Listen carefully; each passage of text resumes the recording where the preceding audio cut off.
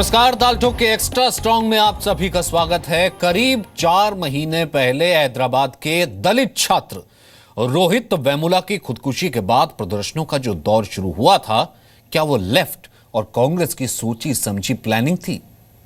क्या कांग्रेस और लेफ्ट ने रोहित वेमुला की मौत को सियासत के लिए भुनाने की कोशिश की थी? आज एक गंभीर सवाल खड़े हो रहे हैं।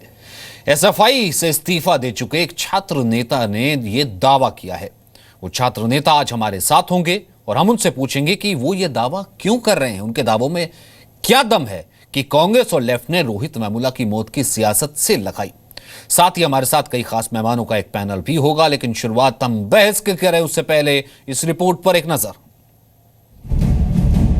I had spoken to some of the students. Rohit Vemula की मौत में लोग राजनीति कर सके। You will one day find that the very same people who crushed Rohit. हमारे विश्वविद्यालय में एक पब्लिक प्लेस है जिसमें कि लगातार 3 महीनों से एक बड़ा सा टेंट, जिसका पर डे का खर्चा 6 से 7 हजार रुपए होंगे, लाइट्स और भी बहुत लाइट्स लगी हुई है जो लगातार इतने दिनों से जलती आ रही। 100 दिनों का लाइट का टेंट का खर्चा आप जोड़ सकते हो। तो उसी चीज के लिए तो बोल रहे कि आखिर ये पैसे कहाँ से आ रहे हैं, कौन दे रहा है ये पैसे? अगर बाहर से आ रहे हैं तो बाहर से बताइए कि कौन दे रहा है आपको पैसे। यही सवाल तो है हमारा उनसे पूछने का। क्या हैदराबाद में रोहित वेमुला की मौत के बाद हुए प्रदर्शनों की सियासी फंडिंग की गई थी? क्या कांग्रेस और लेफ्ट ने दलित छात्र रोहित वेमुला की मौत की सियासी सेल लगाई? ये आरोप किसी और ने नहीं बल्कि खुद वामपंथियों की छात्र इकाई एसएफआई से इस्तीफा दे चुके राजकुमार साहू ने लगाए हैं। पॉलिटिशियन ने ये नहीं चाहा कि इस पे कानूनी कार्रवाई बहुत ही तह तक हो और जल्दी से जल्दी इसके गुनहगार को फाइंड आउट किया जाए, जिससे कि उसे सजा मिल सके। हमारे राहुल गांधी जी का और केजरीवाल का जितना पहुंच है, वो आसानी से सीबीआई जांच की मांग कर सकते थे और इस केस को जल्दी से जल्दी खत्म कर सकते थे, लेकिन उन्होंने ऐसा नहीं किया। वो चाहते हैं कि ये आंदोलन लगातार चलता रहे, जिससे कि पूरे आंध्रा में इसका प्रचार हो और विपक्षी पर धावा बोला जा सके। हैदराबाद यूनिवर्सिटी में वामपंथी छात्र संगठन एसएफआई के नेता राजकुमार साहू के आरोप हैं कि रोहित वेमुला की मौत के बाद हैदराबाद से दिल्ली तक जितने भी प्रदर्शन हुए, उसका खर्च कांग्रेस और लेफ्ट पार्टियों ने मिलकर उठाया था। मगर 4 महीने तक चले विरोध प्रदर्शनों के बाद भी रोहित वेमुला को इंसाफ नहीं मिला और इसी के बाद उन्होंने एसएफआई से इस्तीफा भी दे दिया। राजकुमार साहू ने आरोप भी लगाया है कि एसएफआई में मौजूदा माहौल गंदा हो चुका है। एसएफआई की राजनीति अवसरवादी हो गई है और सिद्धांतों पर आधारित नहीं है। राजकुमार साहू के चौंकाने वाले दावे सामने आए तो केंद्रीय मंत्री वेंकैया नायडू भी सामने आ गए। वेंकैया ने कहा कि रोहित वेमुला की लाश पर भी राजनीति करने वाली कांग्रेस और लेफ्ट की पोल खुल गई है। It is now very clear that they tried to have a political mileage and then they have failed. Now the truth has come out. Let the Communist Party, Marxist, explain what exactly is their response to the General Secretary's allegations about the role of SFI. Bharatiya Janata party में तमाम ऐसे लोग हैं जो इन सब कामों में लगे रहते हैं, इसलिए इस पर मैं नहीं प्रतिक्रिया व्यक्त करूंगा। बहुत से बयान आ रहे हैं, वो अपनी जगह हैं, उसे देखना चाहिए। So I mean, these are all mountains out of molehills. It is unfortunate that the boy, but it so happens the nature of the student movement is such that. Hyderabad university के छात्र रोहित वेमुला ने इसी साल जनवरी में खुदकुशी की थी, जिसके बाद आरोप लगे कि रोहित वेमुला की खुदकुशी के बाद केंद्र सरकार का राजनीतिक दबाव था और इसी आरोप के सहारे हैदराबाद से लेकर दिल्ली तक लेफ्ट और कांग्रेसी संगठनों ने कई प्रदर्शन किए। लेकिन प्रदर्शनों के पीछे कांग्रेस और लेफ्ट की फंडिंग की बात सामने आई तो एसएफआई ने आरोप लगाया कि राजकुमार साहू अब बीजेपी के छात्र संगठन एबीवीपी की जुबान बोल रहे हैं। वहीं एसएफआई से इस्तीफा दे चुके राजकुमार के दावों के बाद सवाल अब ये है कि कांग्रेस और लेफ्ट ने क्या रोहित वेमुला की मौत का राजनीतिक फायदा उठाने की कोशिश की?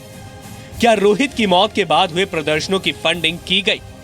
कांग्रेस और लेफ्ट पर गंभीर आरोप लगाने वाले राजकुमार साहू लंबे वक्त तक चुप क्यों रहे?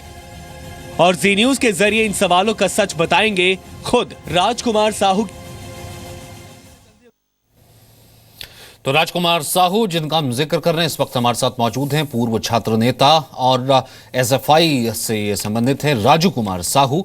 रोहित वेमुला को इंसाफ न मिलने पर एसएफआई से इन्होंने इस्तीफा दे दिया था। रोहित वेमुला की खुदकुशी पर हुए प्रदर्शनों में ये शामिल रह चुके हैं। हमारे साथ डॉक्टर संबित पात्रा मौजूद हैं, बीजेपी की प्रवक्ता, बीजेपी की सेंट्रल कमेटी में उड़ीसा के प्रतिनिधि हैं, पेशे से सर्जन हैं, लगातार बीजेपी का प्रखर और मुखर चेहरा रहे हैं, रहते हैं, तमाम डिस्कशंस में हमारे साथ रहते हैं। बहुत बहुत स्वागत है संबित आपका। साथ ही साथ तो वलीलुल्लाह कादरी, राष्ट्रीय अध्यक्ष AISF all India student federation से मौजूद हैं हमारे साथ। लंबे समय से आप लेफ्ट विचारधारा के कार्यकर्ता रहे हैं, जेएनयू और एसएचयू में छात्रों के मुद्दे कादरी साहब उठाते रहे हैं। सबसे पहले राजकुमार साहू, मैं आपसे जानना चाहूंगा राजकुमार जी कि जिस वक्त रोहित वेमुला की सुसाइड के बाद राहुल गांधी भी वहां पर पहुंचे थे, प्रदर्शनों का एक लंबा सिलसिला हुआ था, उस वक्त आप भी उन प्रदर्शनों में शामिल थे। जो उंगली उठाई जा रही थी वो केंद्र की तरफ उठाई जा रही थी, कांग्रेस वहां पर मौजूद थी, लेफ्ट पार्टियां मौजूद थी। उस वक्त आपका जो स्टैंड था वो एकदम अलग हो जाता। अब आप कहते हैं कि वो फंडिंग की जा रही थी, वहां पर लगातार ऐसा कुछ नहीं था कि इंसाफ के ऊपर बात की जाती। कब आपको ये लगा ऐसा है और क्यों आपने एसएफआई से इस्तीफा दिया? जब रोहित वेमुला की मौत हुई तो मुझे लगा कि ये लोग जॉइंट एक्शन कमेटी जो है वो इस मूवमेंट का उपयोग रोहित वेमुला के जस्टिस के लिए कर रहे हैं। लेकिन मुझे लगातार एजिटेशन के बाद मुझे ये एहसास हुआ कि किस तरीके से ये एजिटेशन चलता आ रहा है, लेकिन लोग न्यायिक मामले में इस कानूनी मांग की मांग नहीं कर रहे हैं। और जैसा कि आप सभी जानते हैं, हमारे विश्वविद्यालय में 2 बार राहुल गांधी आ चुके हैं। इससे पहले तेलंगाना स्टेट के विभाजन के समय में 750 लोगों की मौत हो गई थी, लेकिन उस समय एक भी बार राहुल गांधी नहीं आए थे। लेकिन जहां पर रोहित वेमुला की मौत हुई, जहां पर दलित की राजनीति के मामले में बात हुई, बस तुरंत पहुंच गए। और इसका गवाह सारे पूरे यूनिवर्सिटी के विद्यार्थी हैं। मैंने कई बार अपनी आवाज़ अपने जैक और अपने एसएफआई के सामने उठाने की कोशिश की, लेकिन वो लोग मेरी बात को जरा भी भार नहीं देते हुए उन्होंने उसे नकार दिया। तो मुझे लगा कि अब रोहित को जैक और एसएफआई और एएसए के समुदाय के द्वारा न्याय नहीं मिल सकती, इसीलिए मैंने उनके एसएफआई से रिजाइन कर दिया। कब आपको लगा कि यहाँ पे पॉलिटिक्स हो रही है? तो आपको कैसे लगा कि लगातार ये प्रदर्शन चल रहे हैं? और छात्र राजनीति में तो इतना पैसा होता नहीं, जिसका जिक्र आपने देखा, अब साउंड बाइट में भी कर रहे थे कि वहाँ पर टेंट लगे हैं, लाइट्स लगी हैं, अभी तक प्रदर्शन चल रहे हैं। कैसे लगा आपको कि पार्टी फंडिंग हो रही है, कांग्रेस फंड कर रही है, लेफ्ट फंड कर रहा है इसे? एक तरफ दलित जो भी ऑर्गेनाइजेशन है, जो दलित ऑर्गेनाइजेशंस है, एसएफआई है और एएसए हैं, ये सब बताती हैं कि हम बहुत ही गरीब और पीछे वर्ग के लोग हैं।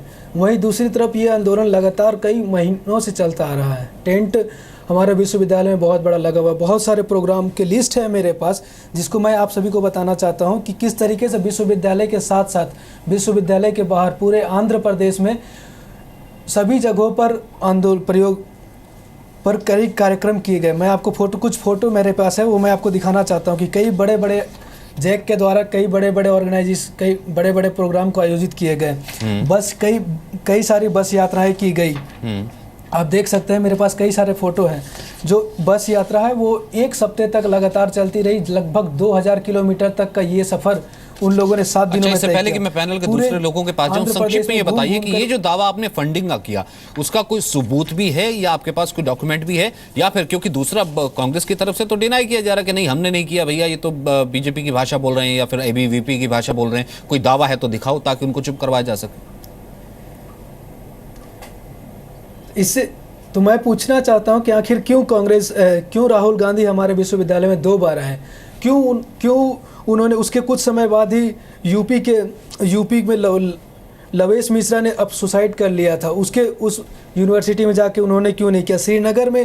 श्रीनगर के सेंट्रल यूनिवर्सिटी में जब एंटी नेशनल स्लोगन्स राइज किए गए, उस समय पर जब लोग जो तिरंगा लेके कुछ विद्यार्थी उनके विरोध में प्रदर्शन किए, जब उन पर ब्रूटली लाठी चार्ज किया गया, क्यों राहुल गांधी एक बार भी नहीं गए? यानी कि आपका मतलब ये हुआ कि सीरीज ऑफ इवेंट्स इस तरीके से आपको नजर आए, जब आपको लगा कि सिर्फ इस प्लेटफॉर्म को यूज किया जा रहा है, तब आपने फैसला लिया कि आप एसएफआई से इस्तीफा देते हैं, छोड़ देते हैं। हैं जब बाकी चीजों पर उस तरीके से प्लेटफॉर्म नहीं लिया। और हम आपको बताएं कि कांग्रेस पर जिस तरीके से राजकुमार साहू ने यह बात रखी, सामने कहा कि उनको लगा कि राहुल गांधी का 2 बार क्यों आना और जो सीरीज ऑफ एक्टिविटीज हैं ऐसी क्यों हो रही हैं। कांग्रेस पर जब उन्होंने इल्जाम लगाया, हमने कांग्रेस को आज के इस कार्यक्रम में ताल ठोके में न्योता दिया था कि आप भी आइए, भले काउंटर क्वेश्चन कीजिए, भले आप सवाल रखिए अपना, लेकिन अपना पक्ष बताइए। लेकिन कांग्रेस ने इस मुद्दे पर आने से मना कर दिया।